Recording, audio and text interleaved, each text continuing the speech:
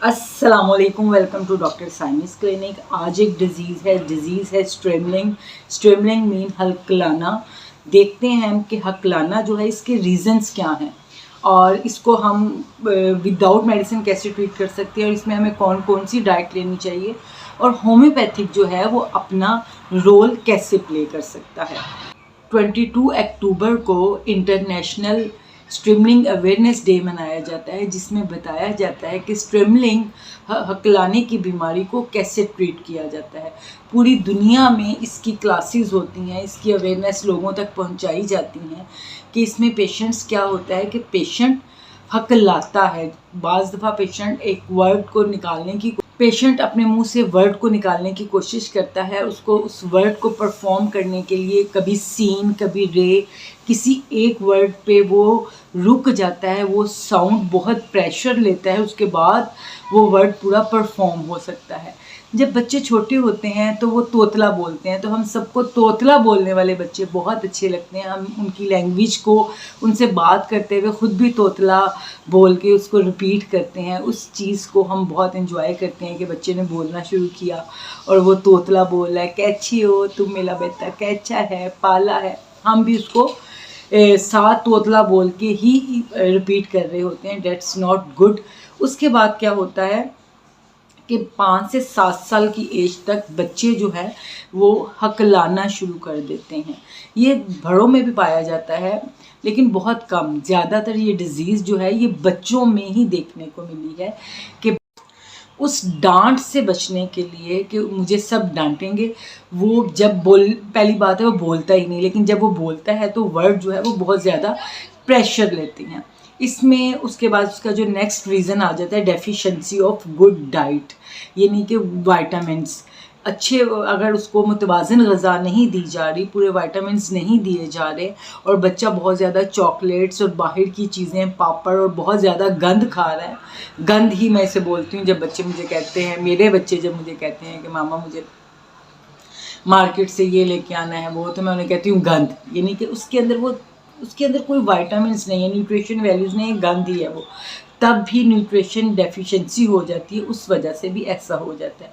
बाज़ दफ़ा ब्रेन के अंदर कोई इन्फ्लामेशन आ जाती है। ब्रेन के अंदर इन्फ्लामेशन आने की वजह से भी बच्चे जो है वो प्रॉपर जो वर्ड है उसको परफॉर्म नहीं कर रहे होते। बाज़ दफ़ा ये ज़्यादा छोटे बच्चों में, 7 साल की एज तक के बच्चों में पाया जाता है। अब हम इसके रीज़न्स देख लेते हैं। इसका जो मेन रीज़न है वो जेनेटिकली भी हो सकता है। अगर आप जब छोटे थे तो आप 5 से 7 साल की उम्र तक हकलाते थे, तो आपका बच्चा भी बहुत चांसेस है कि हकलाए और with the passage of the time वो खुद ही ठीक हो जाए। लेकिन अगर ऐसा नहीं होता तो उसमें आप बच्चे को ट्रीटमेंट की ज़रूरत है। जो इसका नेक्स्ट रीज़न है जो है वो डिप्रेशन भी है। बाज़ दफ़ा बच्चा बोलना शुरू करता है और वो बिल्कुल ठीक साफ़ सुथरा बोल रहा होता है, लेकिन उसके ऊपर क्रिटिसिज्म जो हुआ जाता है, सबके सामने उसको डांटा जाता है, सबके सामने उसको लेट डाउन किया जाता है, जिसकी वजह से उसके अंदर एक कम्प्लेक्स हो जाता है। अब उसके अंदर एक एहसास कमतरी हो जाती है। उसको ये लगता है कि मैं जब भी वर्ड बोलूँगा तो वो गलत बोलूँगा और गलत बोलने की वजह से मुझे सबके बीच में डांट पड़ जाएगी।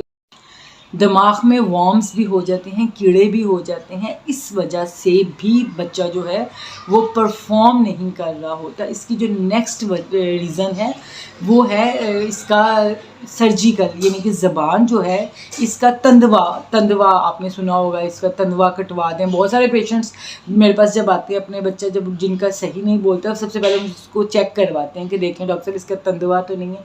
वो ये एक ऐसी कंडीशन होती है जिसमें ज़बान का जो रूट है, हमारी ज़बान ये अल्लाह ताला ने जोड़ी हुई है, ठीक है। लेकिन जब इसमें थोड़ा सा ज़्यादा एज तक ये जुड़ी होती है तो इसको सर्जिकल थोड़ा सा काम होता है। डॉक्टर हल्का सा कट लगाते हैं जिससे ज़बान की जो मूवमेंट है वो ठीक हो जाती है और वर्ड्स जो है वो ठीक परफॉर्म हो जाते हैं। लेकिन ज़रूरी नहीं है स्ट्रिमलिंग के सब केसेस में हो, लेकिन ये एक कुछ हद तक बच्चों में ये भी पाया गया है। तो इसके हम ये देखते हैं कि हमें अब साइकोलॉजिकल इसको कैसे ट्रीट करना है। सबसे पहले आप अपने बच्चे को कभी भी उसका मजाक मत उड़ाएं जब वो ऐसा बोले तो उसके साथ खुद से रिपीट मत करें, उसको धुलाएं नहीं, उसके कज़न्स, उसके बहन भाई सबको स्ट्रिक्टली मना करें कि उसकी नकल कोई ना उतारे। जब आप ऐसे बच्चे की नकल उतारते हैं तो वो इस डिज़ीज़ में ज़्यादा सफ़र होने लग जाता है।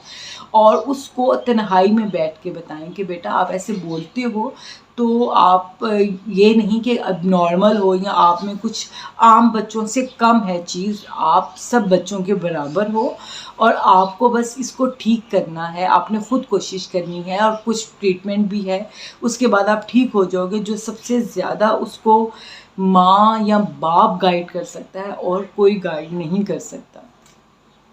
दूसरी, उसकी इस बीमारी का जिक्र अपने दूसरा, आप इसकी डाइट का बहुत ख्याल रखें। उसको आप बादाम दें। बादाम, अगर बच्चा छोटा है 5 साल से, उसको 2 बादाम रात को सोख करके दें मक्खन के साथ। और अगर बच्चा थोड़ा बड़ा है तो ये बादाम 4 हो सकते हैं, और बच्चा अगर 17 साल तक का है तो ये बादाम 8 से 10 भी हो सकते हैं। उसको बादाम दीजिए रात को सोख करके। पहली फर्स्ट जो डाइट होगी वो उसकी बादाम होगी।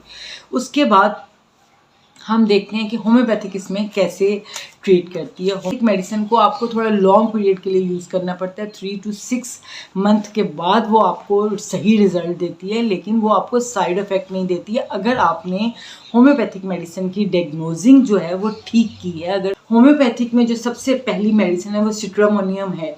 सिट्रामोनियम को 30 में आपने यूज़ करना है। इसके साथ हाइसोमस, सिट्रामोनियम और हाइसोमस को आपने 30 में यूज़ करना है। सिट्रामोनियम के बच्चे जो हैं वो तन्हाई में डरते हैं, अंधेरे में डरते हैं, अकेले रहना उन्हें अच्छा नहीं लगता। अंधेरे जैसे ही बंद किया जाती है लाइट, वो बहुत ज़्यादा डर जाते हैं, घबरा जाते हैं, और ये मोस्टली बहुत ज़्यादा बच्चों में ये सिम्टम पाई जाती है। इसलिए सिट्रामोनियम बहुत ज़्यादा बच्चों पे अफेक्ट कर देती है। मैंने खुद अपने क्लिनिक में स्ट्रीमलिंग के केसेस में सिट्रामोनियम से बहुत अच्छा रिजल्ट हासिल किया है। और हाइसोमस सिट्रामोनियम के साथ देने से बच्चा जो है बाज़ दफ़ा छोटी छोटी बातों पे बहुत गुस्से में आ जाता है, उससे अपना गुस्सा कंट्रोल नहीं होता, चीज़ें तोड़ने लगता है, इवन कि वो पेरेंट्स से भी बदतमीज़ी करने लगता है दूसरों के सामने। लेकिन होता ही है, उसकी इनर जब कोई चीज़ टूटी होती है, उसको इंसल्ट फील हुई होती है, कुछ डिप्रेशन होता है, उसके बाद जो नेक्स्ट मेडिसिन जिसके मैंने बहुत अच्छे रिजल्ट देखे वो बोवेस्टा है। बोवेस्टा में भी बहुत अच्छा काम करती है।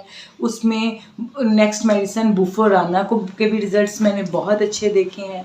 उसके बाद बहुत सारी मेडिसिन्स हैं, आर्निका है अगर चोट की सूरत में है, कैमोमिला है, बहुत ज़्यादा चिड़चिड़ापन है तो ये भी हेल्पिंग मेडिसिन के तौर पे यूज़ होती हैं। इस स्ट्रीमलिंग के ऊपर मुख्तसर सी awareness. I hope so that this video is very beneficial for you. Thank you so much for watching my video. इंशाल्लाह मिलते हैं नेक्स्ट वीडियो में नेक्स्ट टॉपिक के साथ। तब तक के लिए अल्लाह हाफिज़। पाकिस्तान जिंदाबाद।